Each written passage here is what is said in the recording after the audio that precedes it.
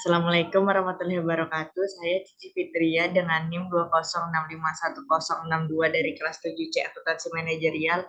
Di sini saya akan menjelaskan materi tentang penggunaan informasi akuntansi penuh dalam penentuan harga transfer. Nah, selanjutnya di sini ada latar belakang timbulnya masalah transfer. Masalah penentuan harga transfer dijumpai pada perusahaan yang organisasinya disusun menurut pusat-pusat laba dan antar pusat laba yang dibentuk tersebut terjadi transfer barang atau jasa. Perusahaan semacam ini biasanya adalah perusahaan yang telah mengalami kemajuan yang pesat dan kompleksitas. Latar belakang timbulnya masalah harga transfer dapat dihubungkan dengan proses diferensiasi bisnis dan perlunya integrasi dalam organisasi yang telah melakukan diferensiasi bisnis. Harga transfer memiliki peran ganda. Di satu sisi, harga transfer mempertegas diversifikasi yang dilakukan oleh manajemen puncak. Harga transfer menetapkan dengan tegas hak masing-masing divisi untuk mendapatkan laba. Di sisi lain, harga transfer berperan sebagai salah satu alat untuk menciptakan mekanisme integrasi. Misalnya dalam penentuan sumber pada penggandaan barang, manajemen puncak dapat menempuh kebijakan jika menguntungkan perusahaan secara keseluruhan. Manajer divisi dipaksa untuk memilih sumber pengadaan dari divisi dalam perusahaan, tidak dari pemasok lain. Dengan kebijakan ini, manajer divisi dipaksa untuk merundingkan harga transfer yang adil bagi semua divisi yang terlibat, sehingga dua atau lebih divisi yang terpisah perlu melakukan hubungan dalam mencapai tujuan perusahaan bersama.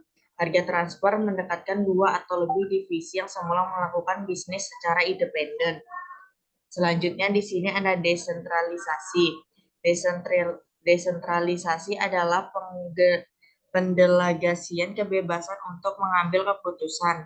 Suatu organisasi yang manajer tingkat bawahnya memiliki kebebasan yang besar dalam pengambilan keputusan adalah organisasi yang besar tingkat desentralisasinya. Sebaiknya suatu organisasi yang seluruh pengambilan keputusan terpusat di tangan manajer puncak disebut sebagai organisasi yang tingkat desentralisasinya rendah atau yang bersifat sentralisasi. Desentralisasi merupakan tingkat seberapa besar kebebasan untuk pengambilan keputusan didelegasikan oleh manajer puncak kepada manajer yang lebih rendah. Sentralisasi dan desentralisasi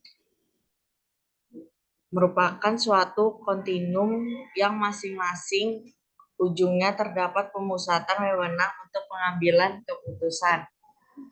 Selanjutnya di sini ada desentralisasi memiliki kebaikan dan kelemahan. Manfaat desentralisasi adalah yang pertama, para manajer tingkat yang lebih rendah mempunyai pengetahuan yang terbaik tentang kondisi setempat. Yang kedua, desentralisasi memberikan kesempatan bagi para manajer tingkat lebih rendah dalam mempersiapkan diri untuk jabatan yang lebih tinggi setelah berlatih mengelola unit organisasi tingkat bawah. Dan yang ketiga, desentralisasi memberikan kebebasan bagi para manajer dalam pengambilan keputusan, sehingga mereka dapat merasakan statusnya lebih tinggi apabila dibandingkan jika mereka tidak memiliki kebebasan dalam pengambilan keputusan. Dengan demikian, desentralisasi dapat memberikan motivasi bagi para manajer untuk berprestasi. Sedangkan kelemahan desentralisasi adalah yang pertama, para manajer mungkin membuat keputusan yang hanya menguntungkan divisi yang dipimpinnya saja dengan akibat merugikan perusahaan secara keseluruhan. Dan yang kedua, para manajer mempunyai kecenderungan untuk memiliki sendiri unit organisasi penghasil jasa yang sebenarnya akan lebih mudah jika jasa tersebut disediakan secara terpusat. Dan yang ketiga, kadang-kadang biaya pengumpulan dan pengelolaan informasi mengalami kenaikan dalam perusahaan yang organisasinya sudah didesentralisasikan. Dan selanjutnya di sini ada konsep harga transfer. Konsep harga transfer merupakan harga barang dan jasa yang ditransfer antara pusat laba dalam perusahaan yang sama. Penentuan harga transfer dalam perusahaan yang telah mendesentralisasikan organisasinya ke dalam pusat-pusat laba menimbulkan berbagai masalah, terutama masalah yang menyangkut penentuan harga transfer yang adil bagi semua pihak yang terkait, masalah motivasi, pengukuran kinerja, dan masalah pencapaian tujuan perusahaan secara keseluruhan. Dan selanjutnya di sini ada karakteristik harga transfer. Yang pertama, masalah harga transfer hanya timbul jika divisi yang terkait hanya diukur kinerjanya berdasarkan atas laba yang diperoleh mereka, dan harga transfer mempunyai unsur yang signifikan dalam membentuk biaya penuh barang yang diproduksi di divisi pembeli. Yang kedua, harga transfer mengandung unsur laba di dalamnya. Dan yang ketiga, harga transfer merupakan alat untuk mempertegas diversifikasi dan sekaligus mengintegrasikan divisi yang dibentuk. Selanjutnya, yang di sini ada masalah yang dirundingkan dalam penentuan harga transfer.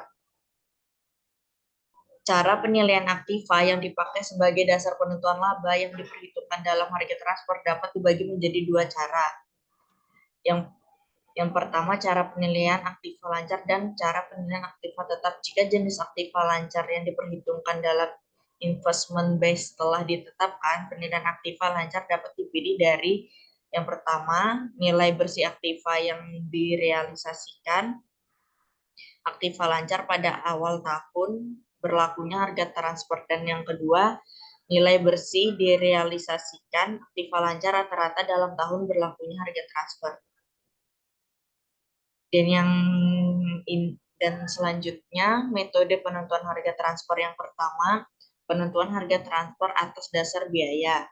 Dalam penentuan harga transfer ini, harga jual barang yang ditransfer antar divisi didasarkan pada biaya penuh produk yang ditransfer. Biaya penuh yang dipakai sebagai dasar penentuan harga transfer dapat dipilih dari dua macam biaya, yaitu biaya penuh sesungguhnya dan biaya penuh standar.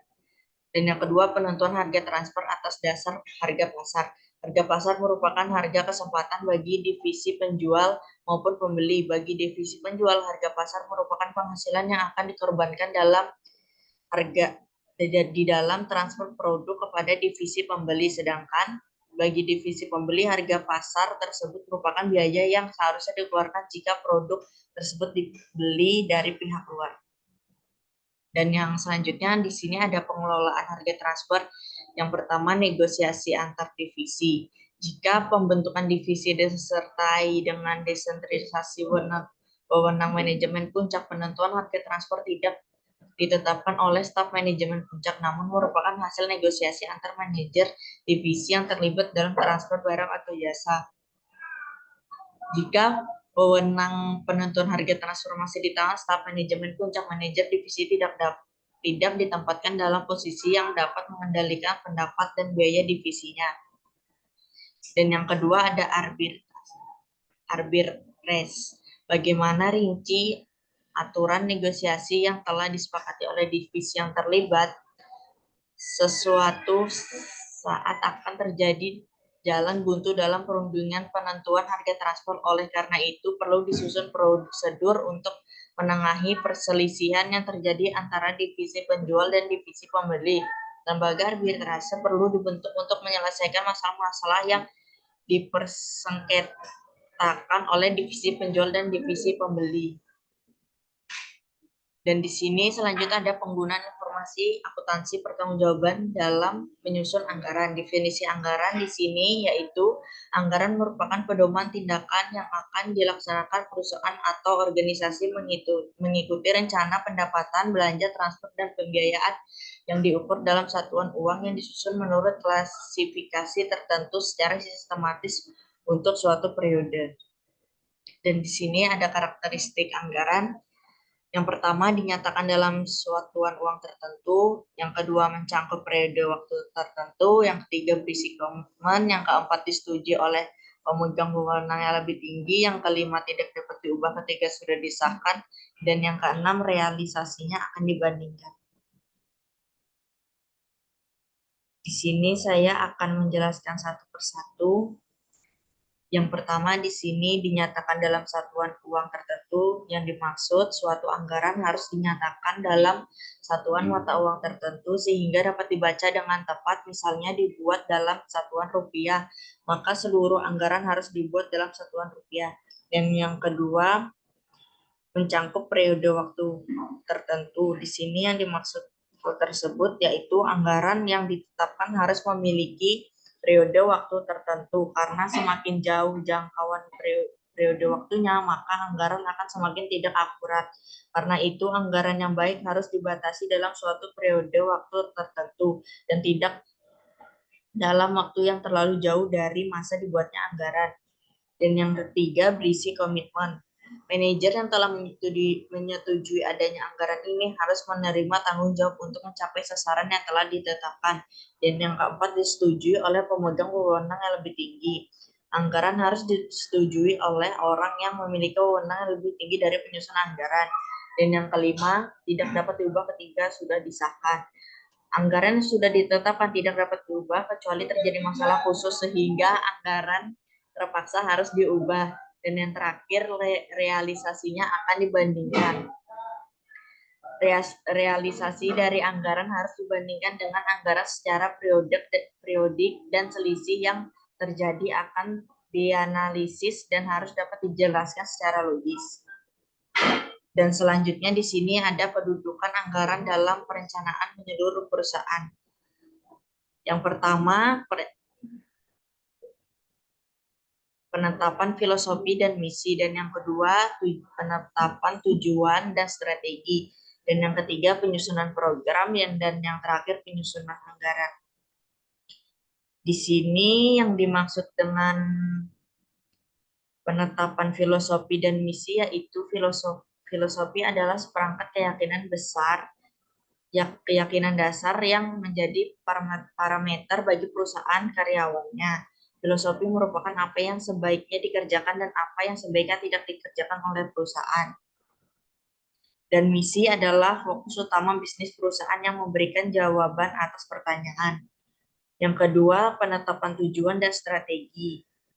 Tujuan adalah akhir dari sebuah kegiatan hasil yang dicapai bagi perusahaan secara keseluruhan. Tujuan memberikan jawaban atas pertanyaan. Strategi adalah metode atau rangkaian kegiatan untuk menghadapi pesaing. Strategi dapat bersifat proaktif dan reaktif. Strategi memberikan jawaban atas pertanyaan. Dan yang ketiga, penyusunan program. Penyusunan program merupakan proses pengambilan keputusan mengenai program-program yang akan dilaksanakan oleh perusahaan dan taksiran jumlah sumber daya yang dialokasikan kepada setiap program tersebut. Dan yang terakhir, penyusunan program. Anggaran adalah suatu rencana kegiatan yang dinyatakan selain kuantitatif, biasanya dalam satuan uang yang berjangka waktu tertentu, biasanya 1 tahun. Dan selanjutnya di sini ada komitmen manajemen. Perbedaan yang mencolok antara anggaran dengan perakiraan adalah adanya komitmen manajemen dalam anggaran. Proses penyusunan anggaran pada dasarnya merupakan proses penetapan peran yang setiap manajer dalam jenjang organisasi diberi peran tertentu untuk melaksanakan kegiatan dalam pencapaian sasaran yang ditetapkan dalam anggaran. Untuk memungkinkan para manajer melaksanakan peran mereka, setiap manajer memerlukan alokasi sumber daya atau sumber daya manusia, modal, dan uang. Dan yang selanjutnya di sini ada fungsi anggaran. Yang pertama, anggaran merupakan hasil akhir proses penyusunan rencana kerja. Yang kedua, anggaran merupakan cetak biru aktivitas yang akan dilaksanakan perusahaan di masa yang akan datang. Yang ketiga, anggaran berfungsi sebagai tolak ukur yang dipakai sebagai pembanding hasil operasi sesungguhnya. Dan yang keempat, anggaran berfungsi sebagai alat pengendaliannya. Dan yang kelima, anggaran berfungsi sebagai alat untuk mempengaruhi dan memotivasi manajer dan karyawan. Dan di sini selanjutnya organisasi penyusunan anggaran biasanya adalah direktur keuangan yang bertugas memberikan pedoman umum penyusunan anggaran dan menentukan tujuan perusahaan. Sekian yang dapat saya jelaskan. Terima kasih atas perhatiannya. Terima kasih.